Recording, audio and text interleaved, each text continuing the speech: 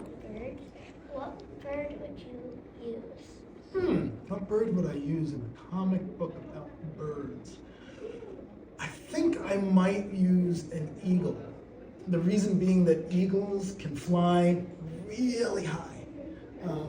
But they also have super keen eyesight, so that when they're looking down, they're not only getting an overview of everything, but they can focus in on things that are down on the ground really well. They can see the little details even while they're seeing the whole big picture. I think that's really important for us people.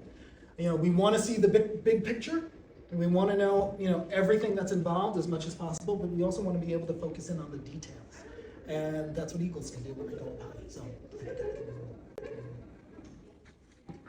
I was writing comics about what I'd probably pick. Probably maybe like a parrot.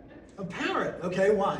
Because they're colorful, and I like colorful things, and I like the colored things, and I like tropical things. Well, your choice is actually probably a better choice than mine, because most eagles aren't very colorful, and when you make a comic book, you want it to be colorful, you want those colors exploding all over the place. And so, the different kinds of parrots, there are some super colorful parrots. It's even more colorful than parrots. There's a group of birds in the Americas called tanagers. Unbelievable colors in the tanagers. It's like someone took like a bucket of different colored paints and kind of splashed them all over the place. And then, they rubbed some birds in them, and those became the tanagers. Look them up. There are some really incredible tanagers. What's the best way to get kids into birding? I think the best way to get kids into birding is just to do it, and you don't even have to go somewhere to do it. What you can do, and this is how I got hooked on birds, is you can put up a bird feeder, right outside, and let the birds come to you. And once you do that, you start paying attention and you see how wonderful they are. The different colors, as we talked about, but also the different things they do, the different shapes and sizes they come in. It's just so much fun to watch them at a bird feeder. Or you can go out into the woods or into a field, or even onto a city street. It's funny, I was just saying that I was coming from picking up some lunch, and we were at a stoplight, and I looked out the car window, and an American kestrel, our smallest falcon, zipped right by the median going after something to hunt for food. And I was like, that was a kestrel that just flew by. It was really exciting. So you can be anywhere and the birds can show up. But I think the best way to get kids involved is to get them looking at the birds. Take them out. I always see birds fighting over food. They just go, oh, my turn. Totally. You know who are the biggest bullies of the bird feeder? The blue jays. You knew, see? No one had to tell you. Yeah, they are bossy, and they're big. So they'll take charge of the feeder right away. The other interesting thing about the blue jays, though, is that they're also the alarm system of the forest. They're the ones who will make the most ruckus when there's danger and warn all the other birds that, hey, something's wrong here, something's not good, be alert. So it's really interesting. You ever hear a jay's cry? No. Oh, you never? You know how it goes? They almost say their name. They kind of go, Jay, Jay, Jay, like that. So you hear that, that's a blue jay.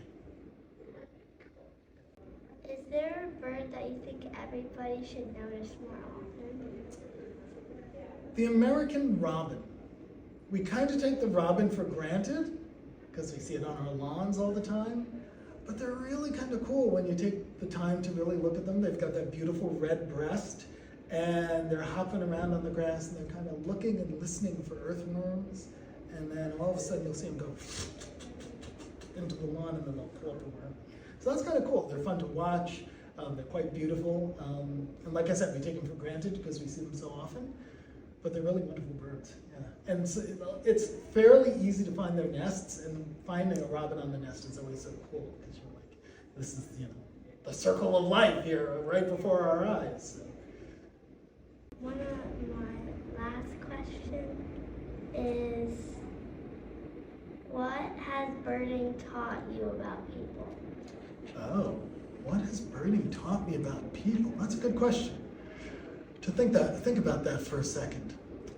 I think it's taught me that whatever our differences are, we actually have a lot in common.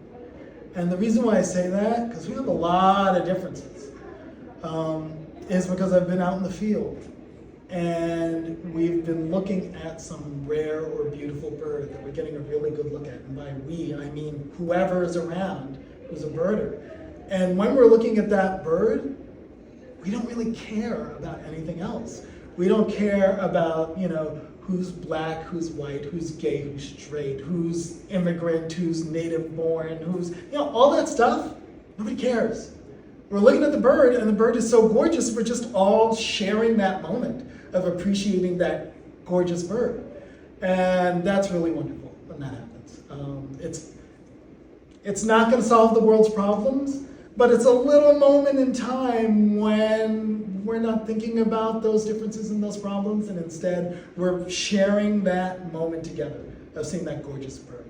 And so that I think is good. That's like one moment where nobody cares, and then you don't ever want it to end, because then when it ends. So you know how you keep it from ending?